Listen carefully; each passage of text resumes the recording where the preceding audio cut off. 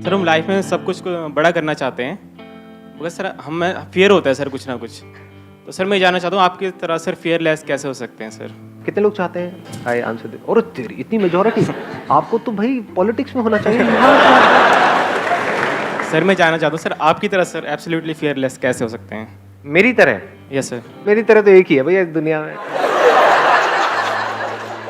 पहले ध्यान से समझना है डर किस चीज का होता है। जैसे आप क्या करना चाहते हैं थोड़ा शेयर करेंगे, if you are okay with it, जो करने के नाम से आपको डर लग रहा है। सर एक तो सर जैसे स्टेज पर बोलने पे मुझे बहुत डर लगता है। वो तो डर अभी मैं निकाल दूंगा, 2 मिनट में यहाँ पे आ जाओ, अभी निकल जाएगा डर। आओ आओ ना भाई।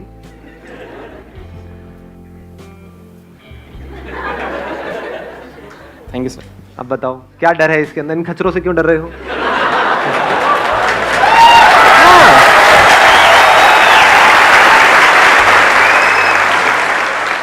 आपने मेरे सेशंस देखे हैं? यस सर, सारे देखे सर, मैं 4 सारे देखे हैं। तो उन सबको, जो भी आपने इतने सारे सेशंस देखे हैं, उसको शॉर्ट में एक्सप्लेन करना हो 2 मिनट के अंदर अंदर, तो आप करो। आपको सबसे अच्छी चीज क्या लगी मेरे सेशन में? मुझे सबसे अच्छी बात आपकी ये लगी सर, आपने एक बार बोला था कि जो भी काम करो एटीट्यूड के साथ करो। आपने बोला था कि मेरा ये है, आप तुझे चाहिए तो ले, नहीं तो आगे जा, मुझे कोई फर्क नहीं पड़ता। हाँ सर ये चीज़ मुझे बहुत अच्छी लगी। इन सबको बोलो कि देखो मैं तुमको ये बात बता रहा हूँ, चाहिए तो लो, नहीं तो तेल लेने जाओ।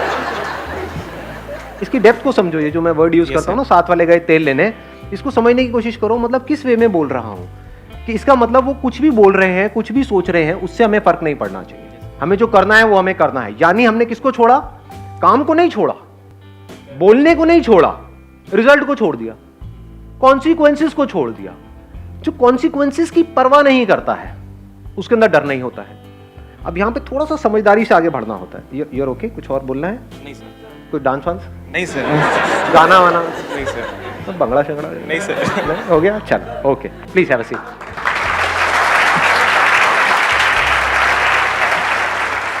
इसको मैं थोड़ा सा और बिल्ड करूंगा इस पर्टिकुलर पॉइंट को, क्योंकि बड़ा इंटरेस्टिंग है। मैंने क्या कहा? कॉन्सिक्वेंसेस को छोड़ दो। तो किन कॉन्सिक्वेंसेस को हम छोड़ें? 2 तरह के, एक है फिजिकल, एक है साइकोलॉजिकल। साइकोलॉजिकल कॉन्सिक्वेंसेस को छोड़ दो, फिजिकल के लिए प्लान कर लो। मतलब कि कोई काम आप करने वाले हो, आपको डर लग रहा है, पहले आपको देखना है किस वजह से डर लग रहा है। दैट फियर इज साइकोलॉजिकल और दैट इज फिजिकल। जैसे मैं एक पहाड़ के ऊपर खड़ा हुआ हूं, मुझे डर लग रहा है यहां से नीचे छलांग लगाने में, तो वो लगना भी चाहिए। That is not psychological, that is what? Physical. आ रही है ना बात पकड़ में? ये बड़ा सटल सा पॉइंट है, अगर आप इसको कैप्चर करोगे तो बड़ा मजा आएगा। फिजिकल फियर्स के लिए क्या करना है? प्लान करना है, वहां पर प्लानिंग काम आती है। साइकोलॉजिकल फियर्स में कोई प्लानिंग काम नहीं आती है, वहां पर सिर्फ समझ काम आती है। जैसे अभी जो इनका फियर था पब्लिक स्पीकिंग का, वो क्या है? वो फिजिकल फियर है या साइकोलॉजिकल है? साइकोलॉजिकल है, क्योंकि फिजिकली यहां पर आकर के कुछ भी करके चले जाएं, कोई कुछ नहीं करने वाला, सब देखेंगे 2-4 मिनट में सब भूल भाल जाएंगे। तो आप कोई काम करने वाले हो और आप कह रहे हो कि मेरे को वो काम करने से डर लग रहा है।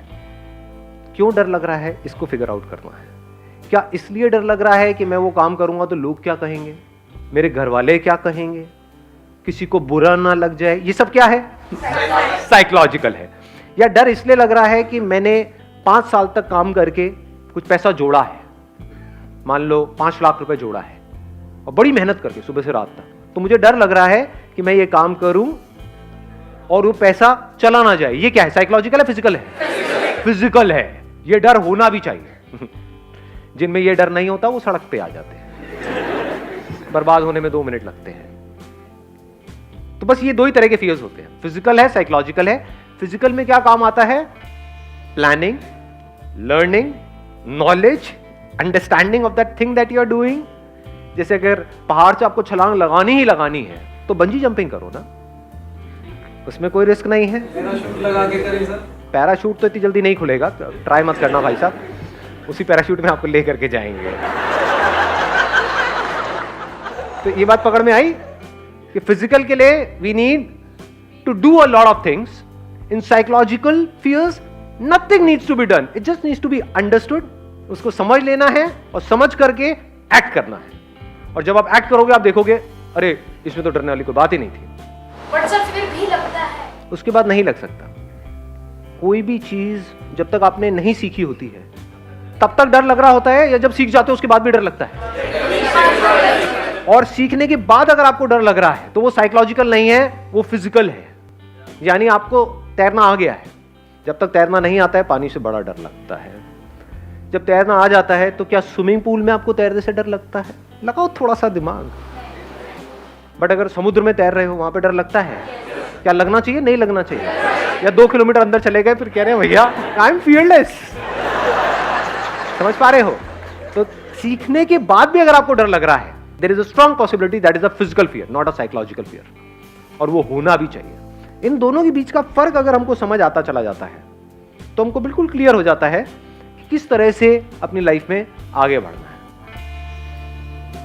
साइकोलॉजिकल फियर्स धीरे धीरे जैसे जैसे हमारी समझ गहरी हो जाती है जीरो हो जाते हैं।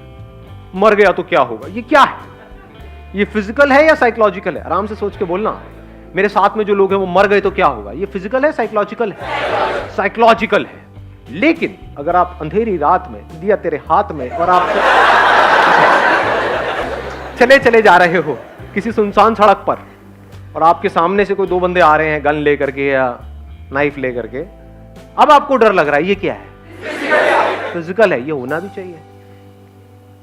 ठीक है, बॉन्ड नहीं बनना है बेकार में जी। समझदारी से आगे बढ़ना है लाइफ में। अगर इस तरह से आप अलग अलग करके देखोगे तो ऐसा कोई डर नहीं है इस दुनिया में जिसको कॉन्कर ना किया जा सके।